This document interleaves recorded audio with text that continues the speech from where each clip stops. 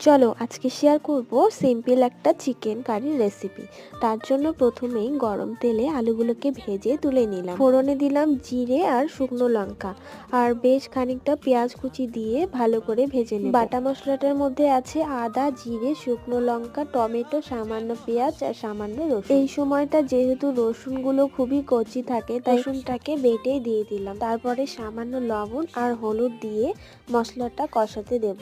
এরপরে চিকেনগুলোকে ভালো করে ধুয়ে নিয়ে কষানো মশলার মধ্যে দিয়ে দেব।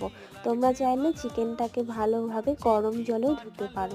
এরপরে দিয়ে দিলাম আলুগুলোকে, কারণ আলুগুলো সেদ্ধ হওয়ার ব্যাপার আছে। এরপরে ভালো করে কষিয়ে মাংসটা সেদ্ধ হয়ে আসলে দিয়ে দেবো একটুখানি গরম জল। সবশেষে গরম মশলা বা চিকেন মশলা দিয়ে ফুটিয়ে ভালো করে নামিয়ে নিলেই আমাদের সিম্পল চিকেন কারি বা খুব কম সময়ের মধ্যে চিকেন কারি রেডি হয়ে যাবে। ভিডিওটি ভালো লাগলে লাইক, সাবস্ক্রাইব।